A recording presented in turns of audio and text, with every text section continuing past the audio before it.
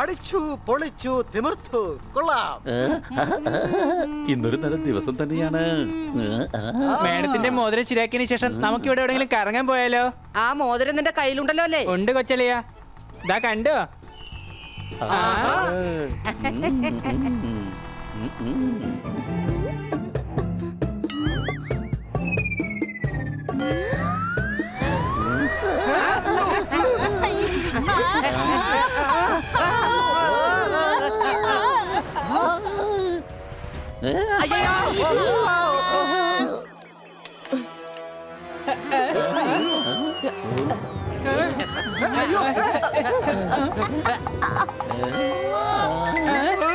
മാഡത്തിന്റെ മോതിരം ഈ കോഴി തിന്നുകയാണ്. ഇനിയിപ്പോ എന്താണ് ചെയ്യുക? സൗണ്ട് ഉണ്ടാക്കി ഞാൻ കുഞ്ഞുങ്ങളെ വിളിക്കും. ഈ കുക്കുടുപ്പ് അരമണികൾ കൊത്തിയെടുത്ത് കുഞ്ഞുങ്ങൾക്ക് കൊടുക്കും. അതേ കുക്കുടുപ്പു, നീ അരിമണിക്കൊപ്പം ഞങ്ങളുടെ മേഡത്തിന്റെ മോതിരവും കൂട്ടിയാ വിഴുങ്ങിയത്.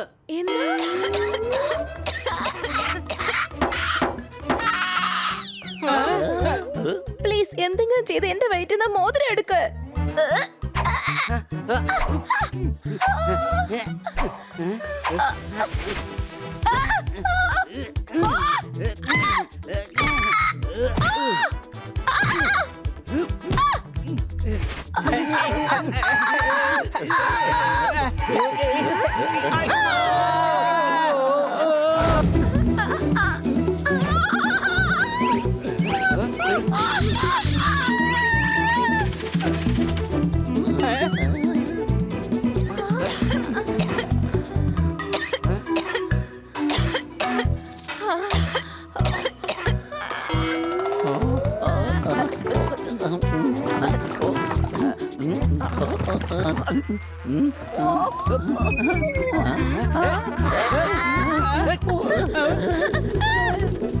ഈ കോഴിയുടെ വയറ്റിലെ ഗ്യാസ് കുറച്ച് കൂടിപ്പോയെന്നാ എനിക്ക് തോന്നുന്നത്.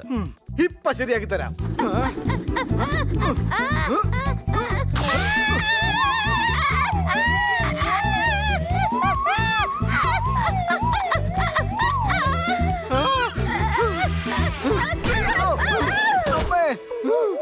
ഡോക്ടറെ അടുത്ത് പോയേണ്ടി വരുമെന്നാ എനിക്ക് തോന്നുന്നത്.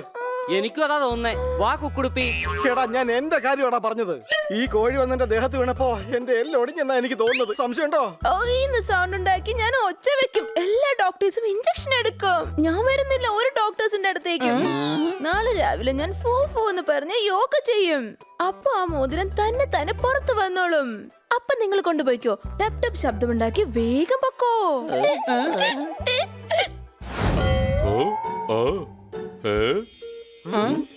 കൂക്കൊന്ന് കൂവിയിട്ട് മോതിരം പുറത്തു വന്നില്ല. പക്ഷെ രാവിലെ ടപ്പേന്ന ഈ മുട്ട പുറത്തു വന്നത്. ഇത് സ്വർണ്ണ മുട്ടയാണല്ലോ. മേഡത്തിന്റെ മോതിരം നിങ്ങളുടെ വയറ്റിൽ കലർന്നു കാണും. അതുകൊണ്ടായിരിക്കും ഈ മുട്ട സ്വർണ്ണ നിറത്തിൽ വന്നത്. ശരിക്കും ഞങ്ങളുടെ കാശ് ഇവിടെ ഇൻവെസ്റ്റ് ചെയ്യുന്നത് നല്ലത്. ഒറ്റ രാത്രി കൊണ്ട് 10 ഗ്രാമിന്റെ മോതിരത്തിന് 17 ഗ്രാമിന്റെ സ്വർണ്ണമുട്ടയാക്കി മാറ്റിയില്ലേ? കടുക്കുന്ന ശബ്ദത്തോടു കൂടി ഈ മുട്ട വിരിഞ്ഞ് പുറത്തു വരുന്ന കുഞ്ഞിന് ഞാൻ സ്വർണ്ണ എന്ന് പേരിടും. ഓക്കെ മുട്ടത്തോട് നിങ്ങൾ സൂക്ഷിക്കണം. പിന്നീട് സ്വർണ്ണ കടക്കാരന് കൊടുത്ത് മേഡത്തിന് ഞങ്ങൾ മോതിരം ഉണ്ടാക്കി കൊടുത്തോളാം. ഞാനൊന്ന് മാർക്കറ്റ് വരെ പോവുകയാണ്. അതുവരെ നിങ്ങൾ എന്റെ സ്വർണ്ണയെ ഒന്ന് കാത്തോളണേ. അത് ശരി. ഈ സ്വർണ്ണമുട്ട യോമാരുടെ കയ്യിലല്ല, എന്റെ കയ്യിലാണ് ഉണ്ടാകേണ്ടത്. സ്വർണ്ണം വിറ്റ് 10 കാശ് ഉണ്ടാക്കും ഞാൻ. എടാ പണി, ആ മുട്ട ഇങ്ങ് തന്നേക്ക്. അയ്യോ, ഞങ്ങക്ക് മുട്ടയിടാന്ന് അറിഞ്ഞൂടാ. അടി വേണമെന്നുണ്ടെങ്കിൽ പറഞ്ഞാ മതി, എത്ര വേണമെങ്കിലും തരാം. നീ പോയി കണക്കിന്റെ പരീക്ഷ എടുത്ത്. ചിലപ്പോ ആനമുട്ട കിട്ടും നിനക്ക്, ചിലപ്പോ ഒന്നി കൂടുതലും കിട്ടിയേക്കും. നിങ്ങളടുത്ത് മര്യാദയ്ക്ക് പറഞ്ഞാൽ ഒന്നും നടക്കില്ല. നിന്നെ കേടിച്ച് പപ്പടാക്കേണ്ടി വരുമെന്നാ എനിക്ക് തോന്നുന്നു.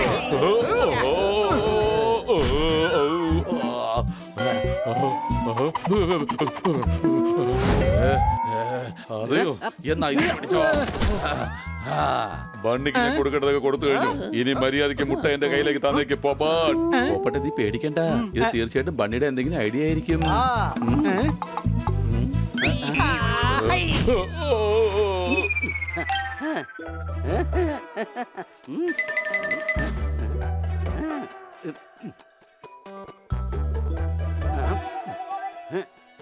ഐഡിയ. ഈ മുട്ടയ്ക്ക് ഈ കല്ലിന്റെ അതേ കളർ തന്നെ കൊടുക്കാം. അപ്പൊ പിന്നെ സണ്ണിക്ക് ഇത് കണ്ടുപിടിക്കാൻ കഴിയില്ല.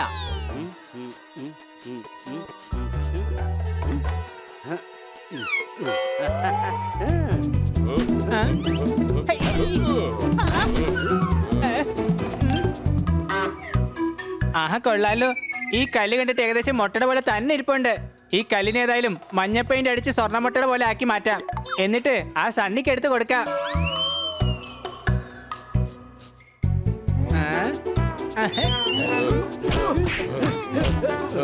സണ്ണി, വഴക്ക് വേണ്ട. നിനക്ക് വേണ്ടത് സ്വർണ്ണമുട്ടയല്ലേ? ദാ പിടിച്ചത്. ഇന്ന് ആദ്യമായിട്ടാണ് നീ ബുദ്ധിപരമായിട്ടൊരു കാര്യം ചെയ്തിരിക്കുന്നത്. ഇനി ഈ സ്വർണ്ണമുട്ട ഞാൻ സ്വർണ്ണക്കടയിൽ കൊണ്ടുപോയി കൊടുക്കും. എടാ ഹണി, നീ എന്ത് പരിപാടിയാടാ ഈ കാണിച്ചത്? ആ മുട്ട എന്തിനാ സണ്ണിക്ക് കൊടുത്തത്? അവന് ശരിക്കുള്ള മുട്ട കൊടുക്കാൻ. ഞാൻ അങ്ങനെ അത്ര മണ്ടനൊന്നും അല്ല. മുട്ട പോലെ ഇരിക്കുന്ന ഒരു കല്ലിൽ ഗോൾഡൻ പെയിന്റ് അടിച്ചിട്ടാ ഞാൻ അവന് കൊടുത്തത്.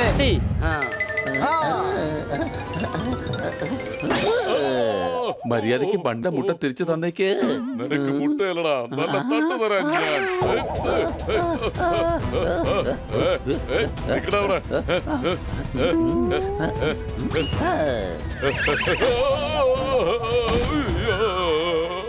സണ്ണി, നിനക്കൊന്നും പറ്റിയില്ലല്ലോ.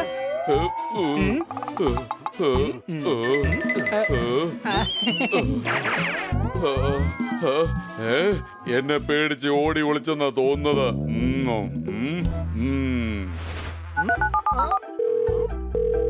അങ്ങനെ ആര് പറഞ്ഞു? ആരല്ല പറഞ്ഞത്, ഒരാളാണ് പറഞ്ഞത്. നിങ്ങൾക്കുള്ള ഒരു മുന്നറിയിപ്പാണ്. ഒരു പൂച്ച ഇപ്പൊ നിങ്ങളുടെ അടുത്തേക്ക് വ്യാജ സ്വർണം വിൽക്കാൻ വരും. അത് ശരി, അവനിങ്ങും വരട്ടെ.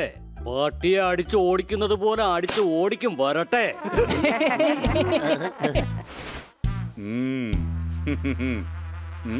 അങ്ങളെ, എന്റെ കയ്യിൽ ഒരു സ്വർണ്ണമുട്ടയുണ്ട്. എന്താ നോക്കുന്നോ?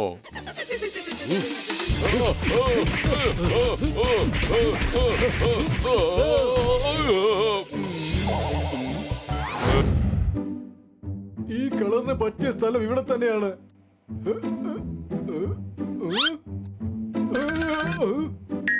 ഞാനിപ്പോ ഇവിടെ വെച്ചാലേ ഉള്ളൂ. എവിടെ പോയ കളേഴ്സ്?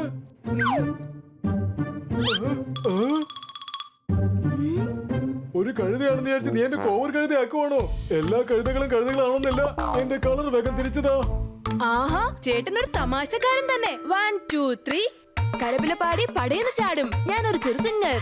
രസം കൂടിയോ ഇന്നും കട്ടു നിന്റെ കളർ. ആഹാ, എന്തൊരു അടിപൊളി പാട്ട്.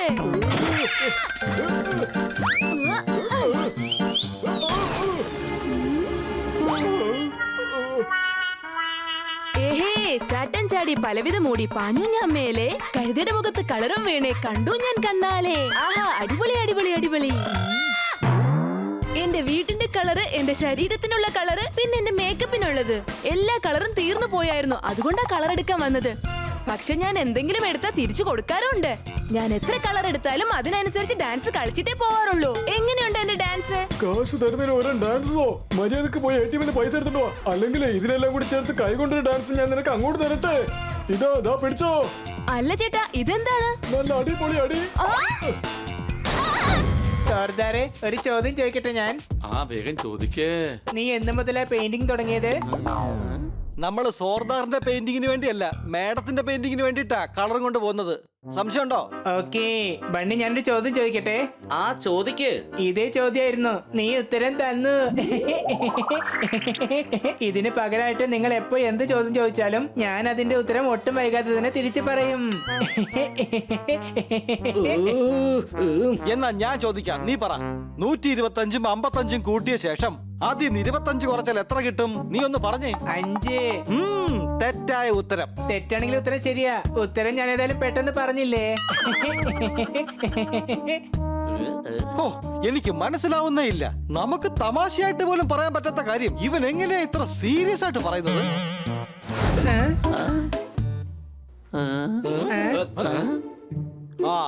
അതെ വല്ലച്ചോ.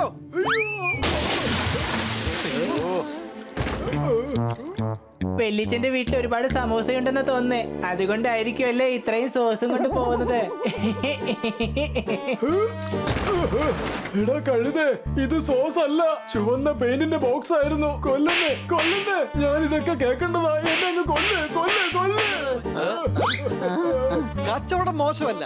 കടയിലെ സാധനങ്ങൾ തീർന്നിട്ടും വലിച്ച നല്ല ചൂടിലാണല്ലോ. ഇങ്ങനെ ടെമ്പറേച്ചർ കൂടാൻ മാത്രം ഇവിടെ എന്താ സംഭവിച്ചെന്ന് പറ.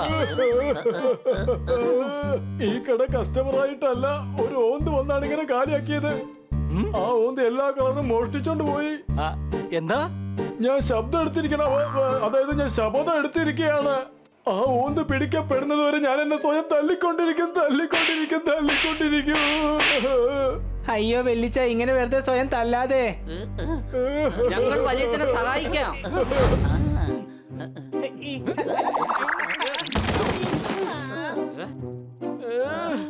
എടാ പോപ്പട്ടെ, നിനക്ക് പറക്കാൻ പറ്റില്ലേ? പിന്നെ നീ എങ്ങോട്ടായി വരുന്നേ? പോയാ ഓന്തിനെ കുറിച്ച് അന്വേഷിക്കടാ, ചെല്ലടാ. എടാ, ഞാൻ നിങ്ങളുടെ കൂടെ നടന്ന് എപ്പോഴും മറന്നു പോകും എനിക്ക് പറക്കാൻ പറ്റുമെന്നുള്ള കാര്യം. സോറി.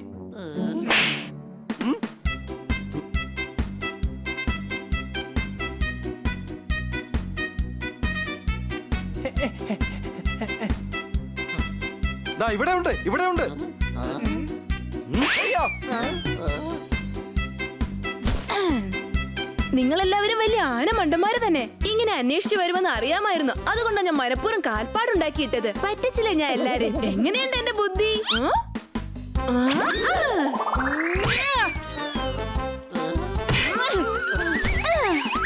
നോക്ക്, ഇങ്ങനെ മോഷ്ടിക്കുന്നത് വളരെ അതെ വളരെ വലിയ തെറ്റാണ്. അത് എനിക്കും അറിയാം. എന്നെ അടിക്കുന്നു. നിന്നെ ഇന്ന് ഞാൻ വിടില്ലെന്നല്ലേ? അതെനിക്ക് അറിയാം ചേട്ടാ.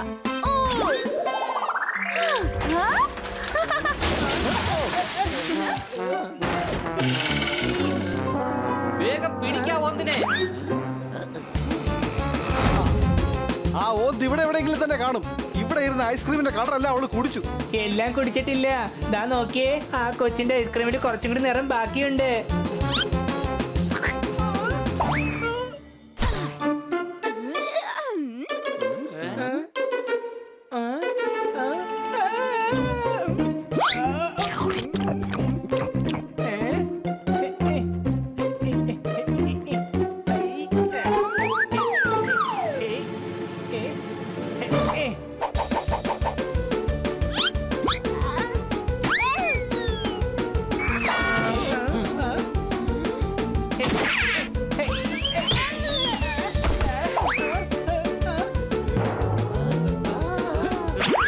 വേഗം വാ ഹണി.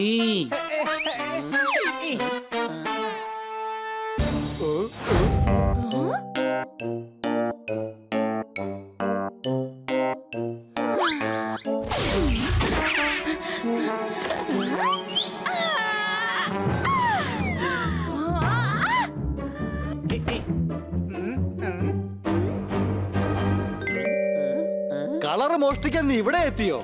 പക്ഷെ ഇത് ഞങ്ങളുടെ പ്ലാൻ ആയിരുന്നു. ഇതൊരു കളർ ഷോപ്പാണെന്ന് തെറ്റിദ്ധരിപ്പിച്ച് നിന്നെ ഇവിടെ എത്തിക്കാനുള്ള ഞങ്ങളുടെ അടവ്. സംശയമുണ്ടോ?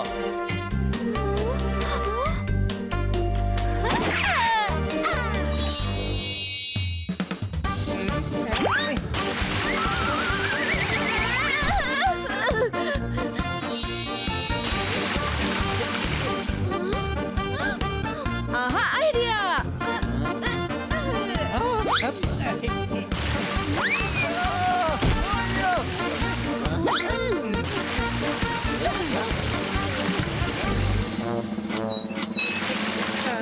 ഇപ്പൊ തന്നെ നിനക്കുള്ള പണി ഞാൻ തരാം.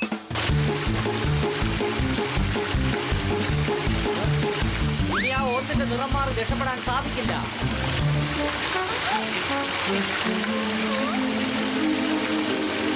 ഞങ്ങള് 12 പേര് ചേർന്ന് നിന്നെ വളഞ്ഞിരിക്കുകയാണ് ഓന്തേ.